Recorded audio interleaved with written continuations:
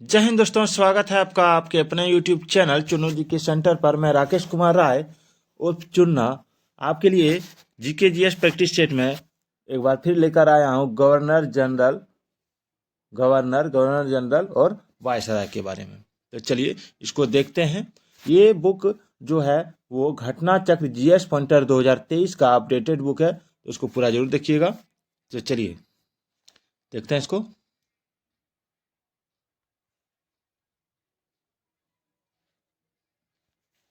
Line में रहिएगा।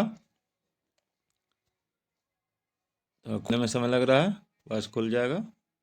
हाँ चलिए, सवाल है, सही कथन है जन प्रशासन की नींव वारन हेस्टिंग्स द्वारा मजबूती से रखी गई, जिस पर ऊपरी संरचना कॉर्नवालिस ने की। ईस्ट इंडिया कंपनी की असैनिक और सैनिक सुधार करने का श्रेय क्लाइव को था और लॉर्ड डलहौजी ने व्यापकता के सिद्धांत के आधार पर ब्रिटिश साम्राज्य में समृद्ध क्षेत्र जोड़े। ये सारे सही कथन है, यानी ये सारी घटनाएं हुई थी। दूसरा है सत्य कथन है, बंगाल का पहला गवर्नर रॉबर्ट क्लाइव था। ये कथन सत्य है।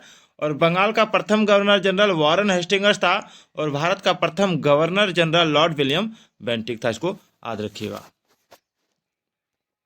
चलिए आगे बढ़ते हैं।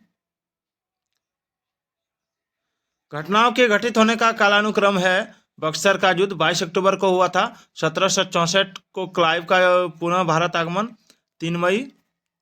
देखिए बक्सर का जो युद्ध हुआ था, आपका 22 अक्टूबर 1764 और क्लाइव का पुनः भारत आगमन हुआ था 3 मई 1765। और इलाहाबाद की संधि हुई थी अगस्त 1765 में और वारन हेस्टिंग्स का गवर्नर जनरल बना था 1774 ईस्वी में। चलिए आगे बढ़ते हैं। भारत में ब्रिटिश साम्राज्य का संस्थापक लॉर्ड क्लाइव था और अंग्रेजों के विरुद्ध बनारस विद्रोह का नेतृत्व किया था राजा चेत सिंह ने। और बंगाल में द्विशासन प्रणाली लागू की गई रॉबर्ट क्लाइव द्वारा। फिर अब कथन दिया हुआ है, बंगाल की एशियाटिक सोसाइटी की स्थापना वारन हेस्टिंग्स के काल में हुई थी और उसने सर विलियम जोन्स के पक्ष में युक्त विद्वत संस्था की अध्यक्षता का प्रस्ताव अस्वीकार कर दिया था। और कारण दिया, वारन हेस्टिंग्स स्वयं एक उद्भट विद्वान तथा प्राच्य विद्या का प्रखर समर्थक था, जो संस्कृत, फारसी व अरबी के अध्ययन को प्रोत्साहित करता था। तो इसमें कथन और कारण दोनों सत्य है और कारण कथन का सही स्पष्टीकरण कर रहा है। कलकत्ता में एशियाटिक सोसाइटी की स्थापना के समय बंगाल का पहला गवर्नर जनरल था लॉर्ड वारन हेस्टिंग्स। सुरक्षा प्रकोष्ठ की नीति संबंधित है वारन हेस्टिंग्स से। और बंगाल में द्वैध शासन प्रणाली को समाप्त किया वारन हेस्टिंग्स ने। वह गवर्नर जनरल जिस पर ब्रिटिश संसद में महाभियोग का मुकदमा चला गया था वारन हेस्टिंग्स के द्वारा। सुमेलित है, देखिए सुमेलित है, घटनाएं दिया हुआ है, वर्ष दिया हुआ है। बक्सर का युद्ध हुआ था 1764 में, सहायक संधि 1798 में। और भारत में ईस्ट इंडिया कंपनी का व्यापारिक अधिकार समाप्त हुआ 1833 में। और ब्रिटिश नागरिकों द्वारा कंपनियों के लिए भारत में व्यापार का खोला जाना हुआ 1813 ईस्वी में। भारत में न्यायिक संगठन की स्थापना की लॉर्ड कॉर्नवालिस ने। और वह गवर्नर जनरल जिसने भारत की संविदाबद्ध सिविल सेवा यानी कोवेंटेड सिविल सर्विस ऑफ इंडिया का सृजन किया, जो कालांतर में भारतीय सिविल सेवा के नाम से जानी गई, कॉर्नवालिस था। 18वीं शताब्दी के उत्तरार्ध में प्रायः कंपनी की शान शौकत का स्थानीय प्रतिनिधि कहा जाता है दारोगा को। और लॉर्ड कॉर्नवालिस की कब्र स्थित है गाजीपुर में।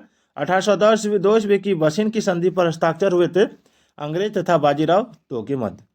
लॉर्ड वेलेजली की सहायक संधि को स्वीकार करने वाला पहला मराठा सरदार था पेशवा बाजीराव टू। और सहायक संधि को क्रियान्वित किया लॉर्ड वेलेजली के काल में। और सहायक संधि व्यवस्था को स्वीकार करने वाला प्रथम भारतीय देश शासक था हैदराबाद के निजाम। थोड़ा गला खराब है। जीएस पॉइंटर से आप देख रहे हैं, ये घटना चक्र बुक से है। अभी आपको मैं गवर्नर जनरल और वायसराय के बारे में पढ़ा रहा हूं। हैदराबाद, मैसूर, अवध तथा सिंधिया में लॉर्ड वेलेजली के साथ सहायक संधि करने वाले राज्य का सही कालानुक्रम है, पहले हैदराबाद, फिर मैसूर, फिर अवध तथा सिंधिया। सुगोली की संधि हुई थी 1815 ईस्वी में और सहायक संधि को समाप्त करने वाला पहला शासक था अवध का नवाब। नोट कर लीजिए, यदि प्रश्न में वेलेजली की सहायक संधि को स्वीकार करने वाले प्रथम राज्य के बारे में पूछा जाए तो उत्तर हैदराबाद होगा। भारतीय राज्यों पर अंग्रेजी प्रभुत्व स्थापित करने के लिए प्रशासन में सहायक संधि प्रणाली का सूत्रपात किया लॉर्ड वेलजेली ने। अगला सवाल है, ईस्ट इंडिया कंपनी का राजपूत राज्यों से सहायक संधि करने का मुख्य उद्देश्य था अंग्रेजों की प्रभुसत्ता स्थापित करना। उसके बाद है, उस समय जब नेपोलियन की शक्ति के सामने यूरोप में साम्राज्य धराशायी हो रहे थे तो तत्कालीन समय में वह ब्रिटिश गवर्नर जनरल जिसने भारत में ब्रिटिश पताका फहराई रखी लॉर्ड वेलजेली था। आंग्ल नेपाल युद्ध जिसके शासनकाल में होता वह है लॉर्ड हेस्टिंग्स। सही सम्मिलित है हेक्टर मुनरो बक्सर का युद्ध, लॉर्ड हेस्टिंग्स आंग्ल नेपाल युद्ध, लॉर्ड वेलजेली चतुर्थ आंग्ल मैसूर युद्ध और लॉर्ड कॉर्नवालिस तृतीय आंग्ल मैसूर युद्ध। तृतीय आंग्ल मराठा युद्ध संबंधित है लॉर्ड हेस्टिंग्स से। सर थॉमस मुनरो मद्रास के गवर्नर रहे 1820 से 1827 ईस्वी तक। तथाकथित कुशासन के आधार पर जिस गवर्नर जनरल ने मैसूर राज्य के प्रशासन को लिया था वह था Lord William Bentinck. Governor general जो तृतीय आंग्ल मैसूर युद्ध से संबद्ध है लॉर्ड कॉर्नवालिस था। ठगों के दमन से संबद्ध था कैप्टन स्लीमैन और सती प्रथा पर पाबंदी लगाई विलियम बेंटिक ने। विलियम बेंटिक के द्वारा सती प्रथा समाप्त की गई 1829 ईस्वी में और बंगाल से दासों के निर्यात को रोक दिया गया 1790 ईस्वी में। लॉर्ड डलहौजी द्वारा अवध का अंग्रेजी राज्य में विलय हुआ था कुप्रशासन के कारण। ब्रिटिश साम्राज्य में अवध का विलय हुआ था 1856 ईस्वी में और सही सुमेलित युग में है 1849 ईस्वी पंजाब का विलय, 1848 ईस्वी सतारा का विलय, 1856 ईस्वी अवध का विलय, 1855 ईस्वी करौली का विलय। ये सारा विलय हुआ था।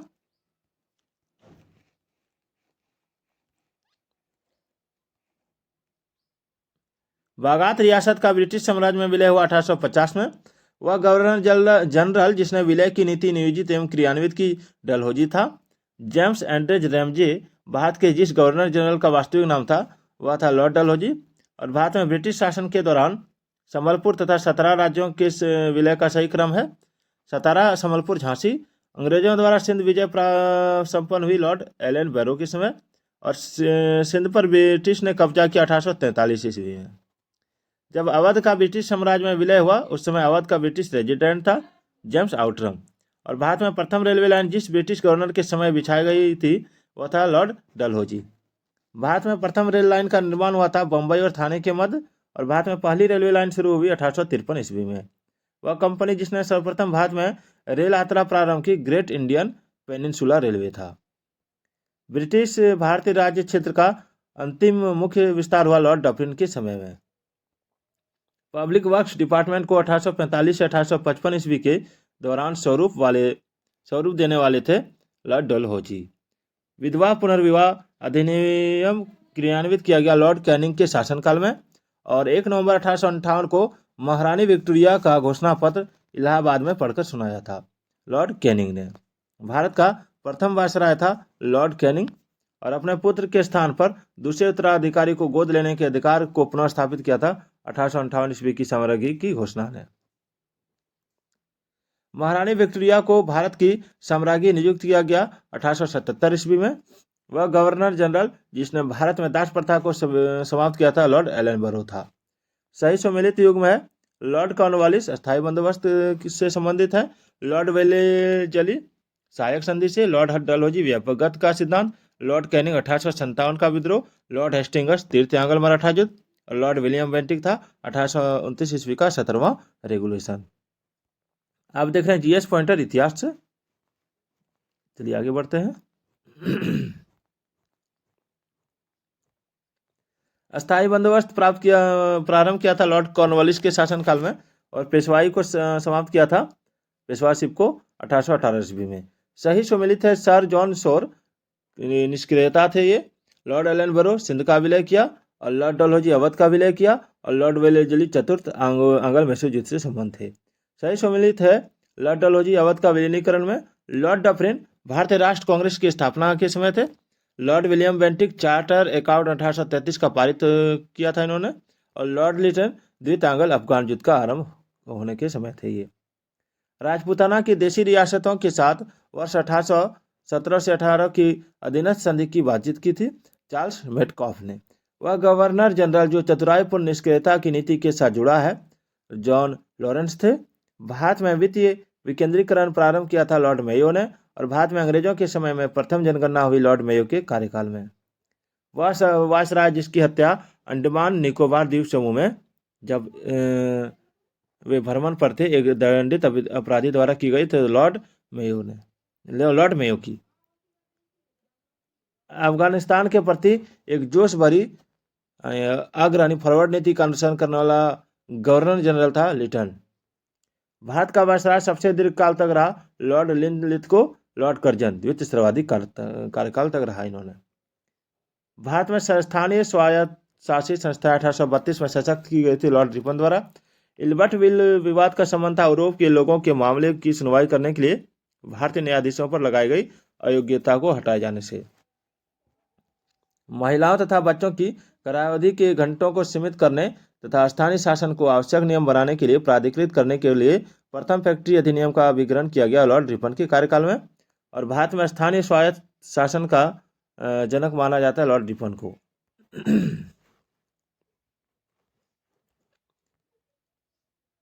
क्लाइव बंगाल में दोहरा शासन इन्होंने दोहरा शासन के समय थे। बेंटिंग अंग्रेजी शिक्षा के समय थे को लाया इन्होंने। और चार्ल्स मेटकॉफ प्रेस पर से प्रतिबंध हटाया। और लॉर्ड विलियम बेंटिंग सती प्रथा का निषेध किया। लॉर्ड रिपन स्वायत्त शासन से जुड़े थे। लॉर्ड कर्जन बंगाल का विभाजन इन्होंने करवाया। भारतीय पुरातत्व सर्वेक्षण की स्थापना हुई थी लॉर्ड कर्जन के काल में। और प्राचीन स्मारक संरक्षण एक्ट पारित हुआ था लॉर्ड कर्जन के कार्यकाल में। बाद में कर्जन के प्रशासन की तुलना औरंगजेब से की थी जी.के. गोखले ने। इंपीरियल कैडेट कॉर्प्स की स्थापना की थी लॉर्ड कर्जन ने। और भारत में ब्रिटिश साम्राज्य के दौरान lord Curzon, lord Chelmsford, lord Hardinge तथा लॉर्ड इरविन वायसरायों का सही कालानुक्रम है। Lord Curzon, lord Hardinge, lord Chelmsford, lord Irwin. और सैनिक प्रशासन 1905 के संदर्भ में सत्य कथन है लॉर्ड कर्जन ने प्रांतीय सीमाओं को पुनर्गठित करने का निर्णय लिया और पूर्वी बंगाल और आसाम नामक एक नया प्रांत बनाया। फूट डालो और राज करो की रणनीति अपनाई गई थी लॉर्ड कर्जन था लॉर्ड मिंटो द्वारा। मुझे यह विश्वास है कि कांग्रेस अपने विनाश की तरफ जा रही है और मेरी यह बड़ी इच्छा भारत में रहती होगी कि इसके शांतिप्रिय निधन के लिए इसका सहायक बनूं। यह कथन है लॉर्ड कर्जन का। वह गवर्नर जनरल जिसने सबसे पहले पृथक निर्वाचन मंडल की व्यवस्था की मुसलमानों को जीतने और उन्हें कांग्रेस के विरुद्ध करने के लिए इस्तेमाल की लॉर्ड मिंटो ने। भारत का एकमात्र यहूदी वायसराय था लॉर्ड रीडिंग।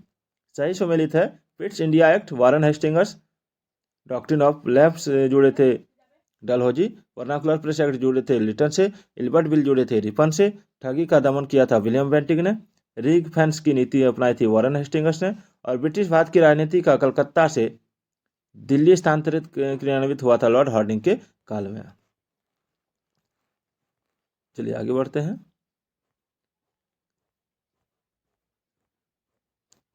सही सम्मिलित है चूक का सिद्धांत। एक मिनट, हाँ, चूक का सिद्धांत यानी हड़प नीति डलहौजी ने अपनाया था। और बंगाल का विभाजन लॉर्ड कर्जन ने करवाया था। बंगाल में दोहरा शासन क्लाइव ने करवाया था। सामाजिक सुधार बेंटिक ने। सही सुमेलित है बंगाल में फोर्ट विलियम प्रेसिडेंसी के साथ आपका एक मिनट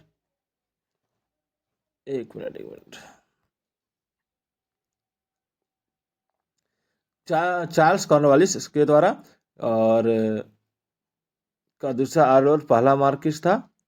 और भारत का गवर्नर जनरल चार्टर रिकॉर्ड 1833 के अधीन जेम्स एंड्रयू ब्राउन रैमजे और डलहौजी का आर्लॉर्ड मार्किस था। भारत का गवर्नर जनरल और वायसराय इंडियन काउंसिल एक्ट 1858 के अधीन था गिलबर्ट जॉन इलियट मरे किनमंड और मिंटो कार्ल था। और गवर्नर जनरल और सम्राट का प्रतिनिधि था गवर्नमेंट ऑफ इंडिया एक्ट 1935 के दिन आर्कबाल्ड, परसिवल, पेवेल और बाइकाउंट और अल बेवेल। वह वायसराय जिसके कार्यकाल में भारतीयों को राय बहादुर और खान बहादुर उपाधियां प्रदान कराना प्रारंभ हुआ कैनिंग के काल में। ये था आपका गवर्नर और जनरल गवर्नर और वायसराय के संबंध में। कल का टॉपिक रहेगा ब्रिटिश शासन का भारतीय अर्थव्यवस्था पर प्रभाव। उसके बाद देखते हैं फिर इसमें क्या है, थोड़ा छोटा कर लेते हैं। और उसके बाद का टॉपिक रहेगा पत्रिकाएं, पुस्तकें और उनके लेखक। तो फिर मिलते हैं अगले वीडियो में, तब तक के लिए जय हिंद, जय भारत।